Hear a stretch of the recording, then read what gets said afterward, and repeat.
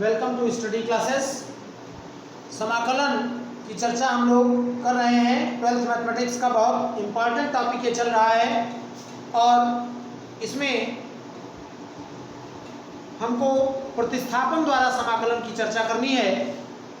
प्रतिस्थापन द्वारा समाकलन यानी कुछ फलन ऐसे होते हैं जिनका हम सीधे समाकलन सूत्र के द्वारा नहीं कर पाते हैं, तो उनकी चर्चा हम आज करेंगे। किस प्रकार के फलन इस तरीके से होते हैं, फलनों के फलन होते हैं। जैसे आपने sin x का समाकलन पढ़ा है। sin x का समाकलन सभी लोग पढ़ चुके हैं, लेकिन sin 5x का समाकलन कैसे होगा ये आपने नहीं पढ़ा है। sin x का समाकलन अगर करना जानते हैं तो sin 5x का समाकलन भी हो पाएगा, लेकिन उसके लिए थोड़ी समस्या ये है कि हमको ये ढूंढना पड़ेगा कि हम किसके रेस्पेक्ट में समाकलन करें। यानी जैसे sin x का अवकलन अगर कर लेते हैं तो sin 5x का अवकलन भी कर लेंगे, लेकिन हमको ये पता करना होता था वहाँ कि ये अवकलन 5x का माने sin 5x लिखा है तो पहले हम किसके सापेक्ष करेंगे। उसी प्रकार से अगर sin x के अवकलन की बात, sin x के समाकलन की बात की जाए, इंटीग्रेशन ऑफ sin x, तो integration of sin x minus cos x होता है। इसको हम minus cos x plus c लिख सकते हैं। लेकिन यहाँ पर एक बहुत महत्वपूर्ण बात ध्यान देने वाली है कि अगर ये sin 5x लिखा है तो इसका समाकलन किसी भी रूप में cos 5x नहीं होगा। sin 5x का समाकलन माइनस cos 5x नहीं होगा। क्यों नहीं होगा? क्योंकि यहाँ पर समाकलन करना है x के सापेक्ष और यहाँ भी x दिया है। अवकलन में हम इसकी चर्चा कर चुके हैं, यहाँ भी हमको यही समस्या होनी है, इसलिए आप ध्यान देंगे। यहाँ 5x लिखा है लेकिन यहाँ पर x लिखा है और ये दोनों समान नहीं है। अतः sin 5x का समाकलन किसी भी तरीके से माइनस cos 5x नहीं होगा। क्या होगा फिर? हम लिखेंगे sin 5x और अब हमको ये ढूंढना है कि चूंकि ये दोनों समान नहीं हैं, इसलिए जो ये है फलन इसको हम t मान लेंगे। क्या करेंगे? Put 5x equal to t। जब हम 5x को t पुट करेंगे तो हमारा ये फलन जो बनेगा, इंटीग्रल जो था, ये इंटीग्रल sin 5x की जगह हो जाएगा sin t। लेकिन यहाँ हम dx नहीं लिख सकते हैं। फलन हमारा t के सापेक्ष t में है तो जो इंटीग्रेशन होगा वो भी t के सापेक्ष होगा, माने यहाँ हमको dt लाना पड़ेगा। यानी ये जो dx लिखा है ये ठीक नहीं लिखा। अब dt हम कहाँ से लाएंगे? क्योंकि dx को तो dt नहीं लिख सकते हैं, तो dx को dt बनाने के लिए हमको इसका डिफरेंशिएशन करना पड़ेगा। और यहाँ हम अवकलन जब करेंगे तो 5 और x का t के सापेक्ष अवकलन dx by dt और t का t के सापेक्ष अवकलन 1 होता है, तो ये dx का मान हम लिख सकते हैं dt बटे 5। यानी dx बटा dt हमको लाना पड़ेगा और dx बटा dt बनाने के लिए यहाँ पर हम जब dx बटा dt लिखेंगे तभी ये dt होगा। और dx बटे dt का मान क्या है? 1 बटे 5 है, यानी यहाँ पर हमारे पास आ जाएगा 1 बटे 5 dt। यानी dx को हम क्या लिख सकते हैं? dt बटा 5। अब आप देखें कि ये तो 1 बटे 5 हो गया और ये sin t dt। जो यहाँ था वही यहाँ था, तो जो यहाँ है वही यहाँ है और समाकलन अब हो जाएगा। यानी इसका समाकलन होगा माइनस cos t और प्लस c और t का मान आप 5x रख देंगे। यानी आपके पास समाकलन आ गया माइनस cos 5x बटे 5 प्लस c। कैसे हुआ? हमने ये ढूंढा कि ये फलन किसका फलन है? फलनों का फलन है। sin 5x गाफ x जैसे लिखते थे, गाफ x या फाग x आप पढ़ चुके हैं, fx और gx। fx यहाँ है sin x और जी एक्स है 5x, तो एफ ऑफ जी क्या होगा, एफ ऑफ जी एक्स होगा एफ ऑफ जी एक्स, और जी एक्स हो गया 5x, यानी आपका हो जाएगा sin 5x। तो ये f ऑफ जी एक्स लिखा है, माने ये फलन का फलन लिखा है, इसलिए जो हमारा समाकलन होगा वो सीधे समाकलन नहीं हो पाएगा, प्रतिस्थापन के द्वारा समाकलन होगा। यहाँ हमको फलन को प्रतिस्थापित करना होगा, जो हमारा जी एक्स है उसको हमको t मानना होगा, और जब हम t मान लेंगे तो हमारा इंटीग्रेशन हो जाएगा। तो इस प्रकार से हम यहाँ पर समाकलन करेंगे। जो भी हमारे प्रश्न हैं उनका समाकलन हम इसी तरीके से कर सकते हैं। पहले हमको ये फलन ढूंढना पड़ेगा कि किसका, माने एक फलन किसका और फलन है, और उसी को हमको टी पुट करना होगा। अब जैसे अगर आप प्रश्न देखें 3x माइनस 4 की घात 6 दिया हुआ है, 3x माइनस 4 की घात 6, ये आपका इंटीग्रल है और इसका मान जाता है। अब अगर आपके पास 3x माइनस 4 की घात 2 होता तो आसान था, हम स्क्वायर कर देते और स्क्वायर का फार्मूला लगाने के बाद फिर जो हमको फलन मिलता उसका हम समाकलन कर देते। लेकिन यहाँ समस्या ये है कि 6 घात है और 6 घात करना कठिन काम है। अगर यहाँ पर x की घात 6 होता तो समाकलन हो जाता, यानी 3x माइनस 4 के स्थान पर x होना चाहिए, तो उसी x को हम t पढ़ते हैं और यहाँ पुट करेंगे 3x minus 4 equal to t। अब ये सवाल हमारा बनेगा t की घात 6, और t की घात 6 का तो समाकलन आप जानते हैं, लेकिन कब जानते हैं, जब dt हुआ, और dt यहाँ नहीं है, तो dt लाने के लिए हम क्या करेंगे, 3dx बाई dt माइनस 4 का 0 हो जाएगा और बराबर 1, यानी 3dx बाई dt बराबर 1, यानी dx बराबर dt बटा 3। तो आपके पास 1 बटा 3 बाहर और dt। और अब आप t की घात 6 का इंटीग्रल जानते हैं, और प्लस एनी कांस्टेंट c, यानी 1 बटे 3 गुणे 7 t की घात 7, और 1 बटे 21 t माने 3x माइनस 4 पूरे की घात 7। ये आपका उत्तर हो जाता है। यानी कहने का मतलब ये हुआ कि अगर हम ये पता कर लें कि किसके सापेक्ष समाकलन करना है तो हम इस तरीके के सवाल कर सकते हैं। अब यहाँ एक अगला प्रश्न अगर देखें, इंटीग्रल करना है 1/b square plus a square x square. तो अगर इसके स्थान पर आपको ये पता है एक सूत्र 1 प्लस एक्स स्क्वायर dx, और इसका इंटीग्रल होता है tan इनवर्स x। इसका इंटीग्रल आप जानते हैं tan inverse x plus c। तो यहाँ पर हम क्या करें, यहाँ 1 लाना है, और 1 लाने के लिए हमको क्या करना पड़ेगा, b स्क्वायर बाहर करना पड़ेगा। यहाँ आपका ax धन b का होल स्क्वायर हो जाएगा। अब क्या करना है, यहाँ x है इसलिए यहाँ भी x लाना होगा, यहाँ हम x नहीं ला सकते हैं तो हम इसको क्या करेंगे, t पुट कर देंगे, यानी पुट ax बटा b बराबर t। अब आप डिफरेंशियल कर सकते हैं, a upon b constant, dx by dt equal to 1, यानी dx बराबर क्या होगा, b अपान a dt।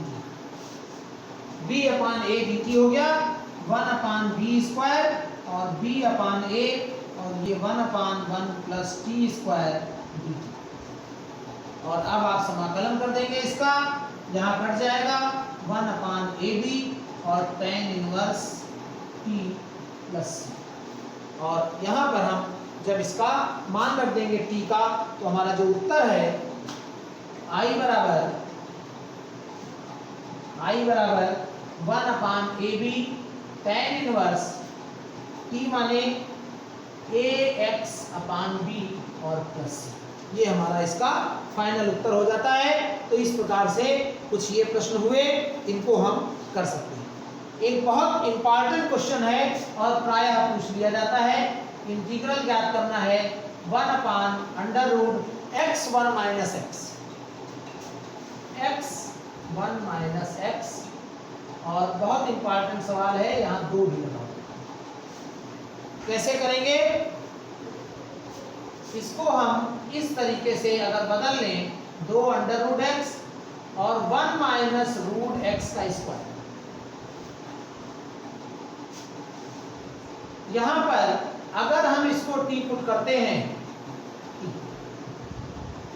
तो रूट एक्स का डिफरेंशियल होता है 1/2 root x dx upon dt equal to 1। Root x का 1/2 रूट एक्स और x का dx अपॉन dt और t का डिफरेंशियल 1 होता है। यानी ये हमारा, आप यहाँ ढंग से देखेंगे, ये प्रश्न कुछ ऐसा है कि ये पूरा मिलकर dt बनेगा। तो जब ये पूरा मिलकर dt बनेगा तो आपका ये dt और रूट 1 माइनस टी स्क्वायर और 1 upon under root 1 minus x square का समाकलन होता है साइन इनवर्स x। तो इसका हो जाएगा साइन इनवर्स t, और t किसके बराबर है? रूट x के। तो हमारा उत्तर हो जाएगा sine inverse root x plus c। यानी कहने का मतलब ये हुआ कि ऐसे प्रश्न भी हो सकते हैं जिसमें हमको 2 फलन अलग अलग दिख रहे हो और एक फलन को हम t पुट करें, दूसरा dx के साथ मिलकर dt हो जाए। और ऐसे प्रश्न परीक्षा के दृष्टिकोण से बहुत महत्वपूर्ण भी हैं, परीक्षा में ये पूछे भी जाते हैं। जैसे एक प्रश्न है log x whole square upon x dx। आइए, इंपॉर्टेंट प्रश्न है। अगर यहाँ पर log x होल स्क्वायर के स्थान पर log न लिखा होता, कुछ और लिखा होता तो समाकलन हो जाता। यानी यहाँ पर हमको क्या पुट करना है? Put log x equal to t, और log x का differential 1 upon x dx upon dt equal to 1, यानी dx बराबर dx अपान x बराबर dt। अब आप ये देखेंगे, ये आपका dt हो गया और टी स्क्वायर dt, और टी स्क्वायर का समाकलन टी क्यूब बाई 3, यानी log x क्यूब और 1 अपान 3 और प्लस। तो इस तरीके से ये प्रश्न आपका हो जाता है, और इसका उत्तर होगा log x का whole cube upon 3 plus c। यानी यहाँ पर हमने कुछ ऐसे प्रश्न किए जहाँ पर एक फलन दिया हुआ था, वो बटे में हो सकता है या किसी भी तरीके से हो सकता है, और हम दूसरे का अवकलन करते हैं, माने दूसरे को पुट करते हैं तो, या पहले को पुट करते हैं तो दूसरा वाला मिलकर dt हो जाता है। जैसे एक सवाल दिया है i बराबर 1 upon x cos square log x dx। तो log x को अगर हम पुट कर दें t, log x को t पुट करें तो 1 upon x dx y dt बराबर 1 हो जाएगा। यानी dx अपान x बराबर हो जाता है dt, और ये इतना मिलकर dt, और आपके पास क्या बना? 1 अपान cos स्क्वायर t dt, और इसी को हम लिख सकते हैं sec स्क्वायर t, और sec स्क्वायर t dt का इंटीग्रल होता है tan t प्लस c। और अब आप यहाँ tan log x t की वैल्यू पुट कर देंगे, tan log x, और आपका ये उत्तर हो जाएगा। तो हम इस तरीके से प्रतिस्थापन के द्वारा करेंगे, जहाँ पर एक फलन को हम पुट कर देंगे और दूसरा dt बन जाएगा dx के साथ मिलकर। बहुत अभ्यास करने की जरूरत है, डिफरेंशियल से ज़्यादा कठिन है इंटीग्रल। अगर डिफरेंशियल आपको आता है तभी आप इंटीग्रल कर सकते हैं। 2014 में ये सवाल पूछा गया है, x की घात 1/3 sec स्क्वायर x की घात 4/3, x की घात 4/3 और dx। आसान भी है, x की घात 4/3 को आप t पुट कर दें, क्या आएगा डिफरेंशियल?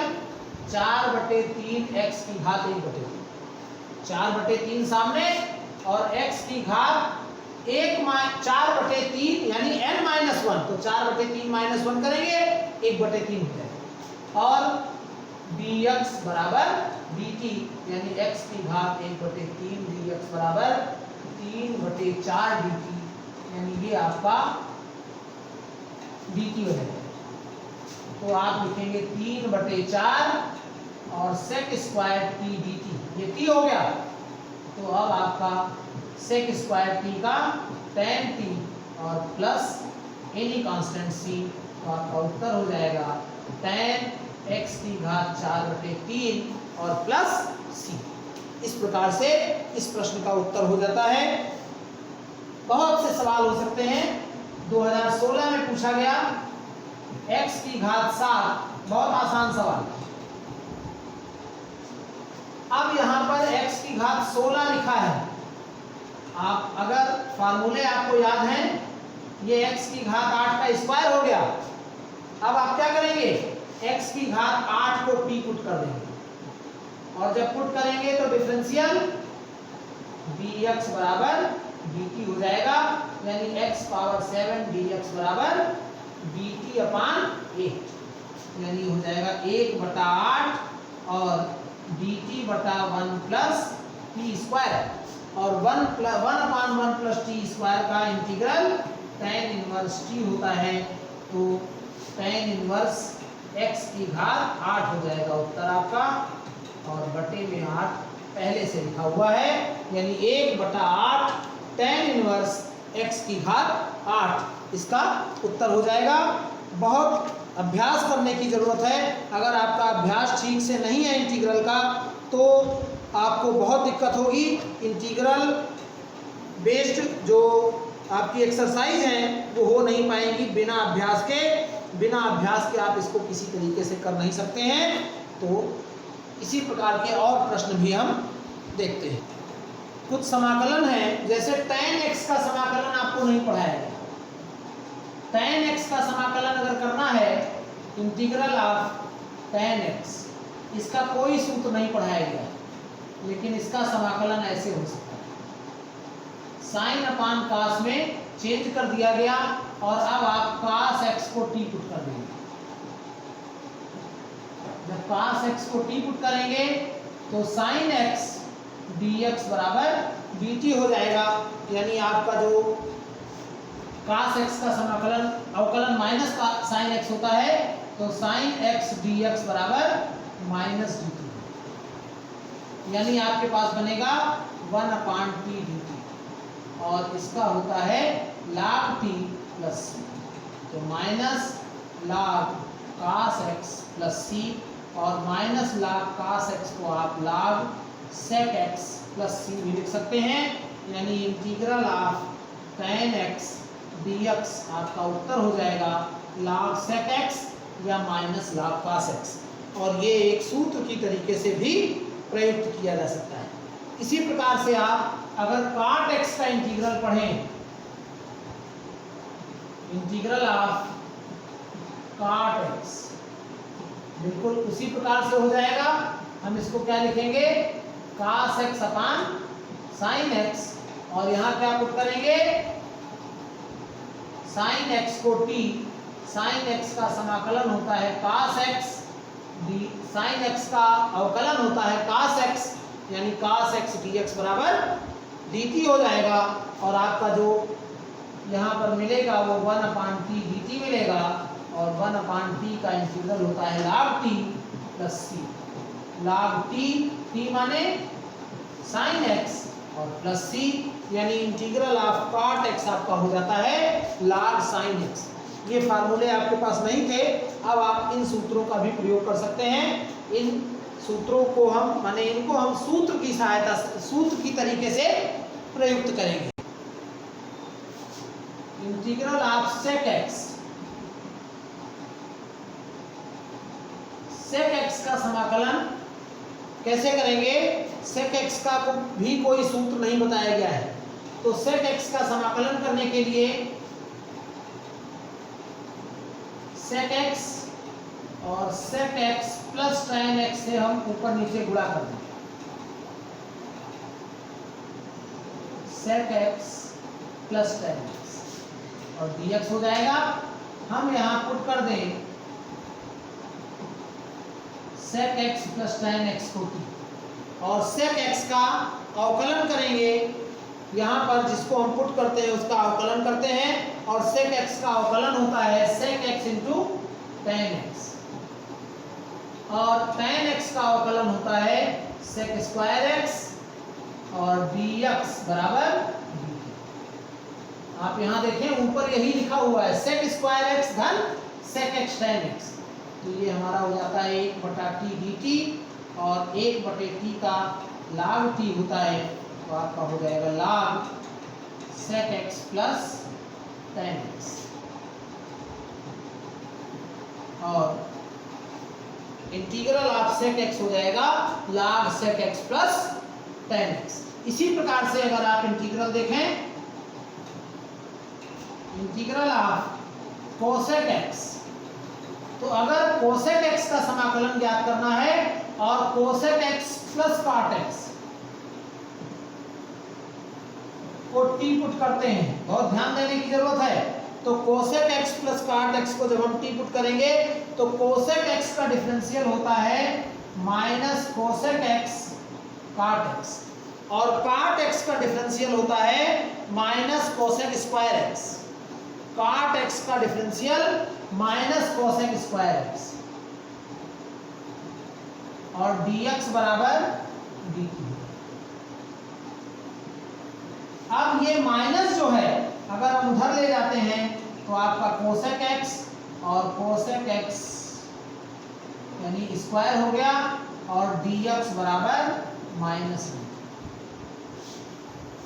यानी यहां हम अगर cosec x plus cot x से ऊपर नीचे गुणा कर दें तो हमारा ये हो जाएगा, लेकिन अगर हम यहाँ पर प्लस से गुणा करते हैं तब भी हो जाएगा, और अगर हमने यहाँ माइनस से किया होता तो क्या होता, आप देखें यहाँ ढंग से, माइनस को अगर हम t पुट करते हैं तो cosec x का डिफरेंशियल होता है minus cosec x cot x, और cot x का डिफरेंशियल होता है माइनस cosec स्क्वायर x। तो जब माइनस रखा हुआ है तो ये प्लस हो जाएगा। अब अगर हम माइनस कॉमन लेते हैं बाहर, माइनस कॉमन लेते हैं, या इसको हम इस रूप में लिखें तो इसको हम ऐसे भी लिख सकते हैं, cosec x कॉमन ले लें और ये आपका बन जाएगा cosec x minus cot x dx बराबर dt, यानी माइनस यहाँ नहीं आएगा।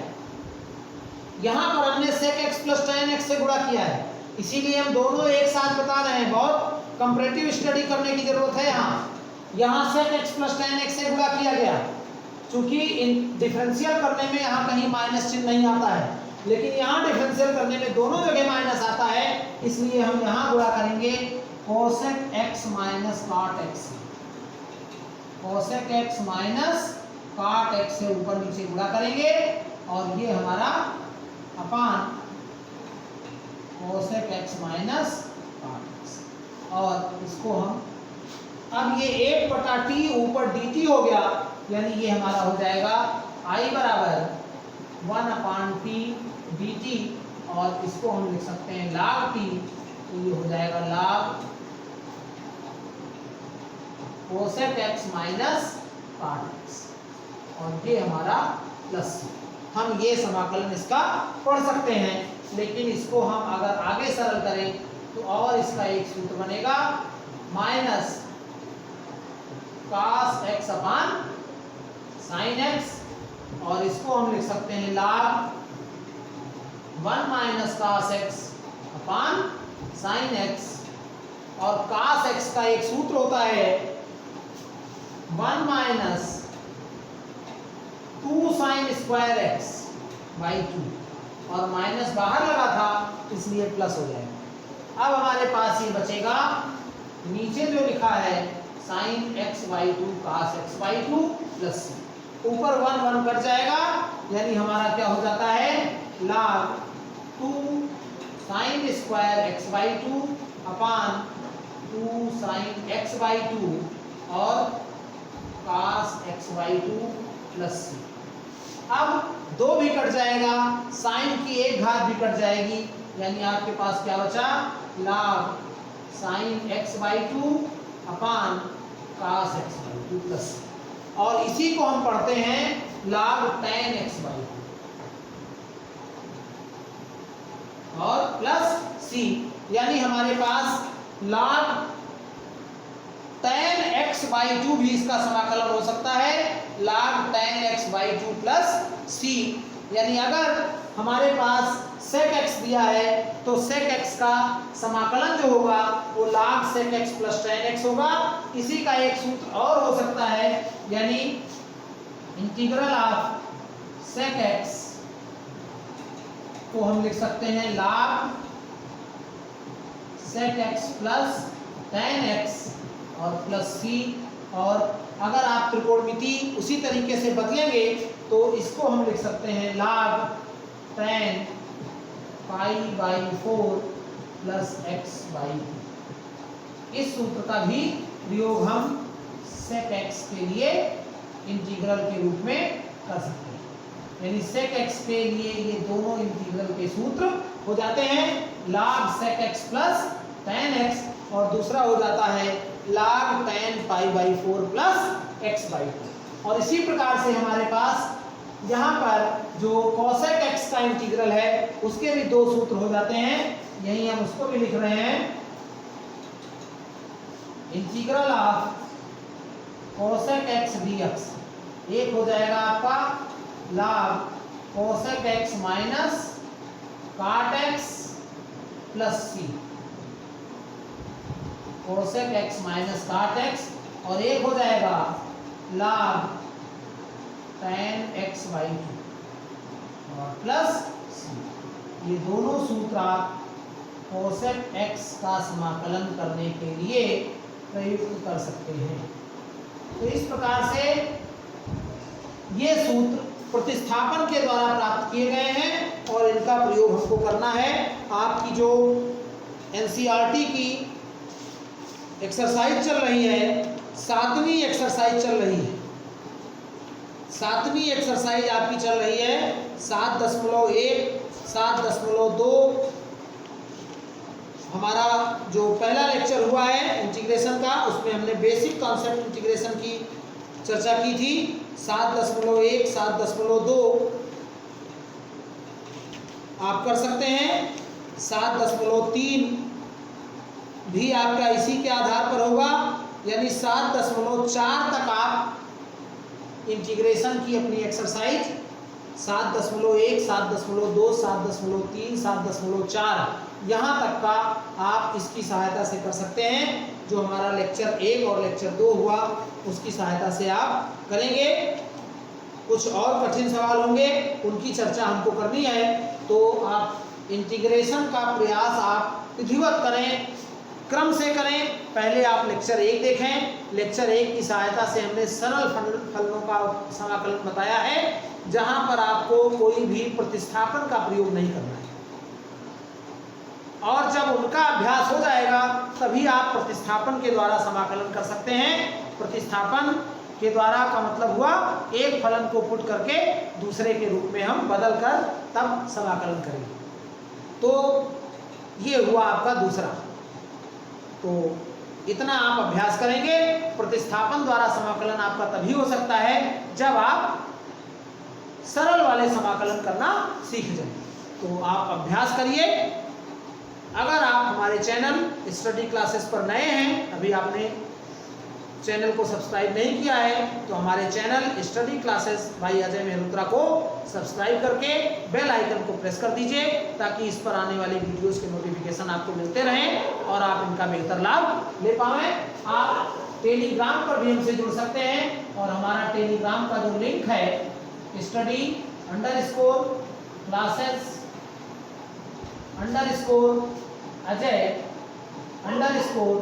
और मेहरोत्रा।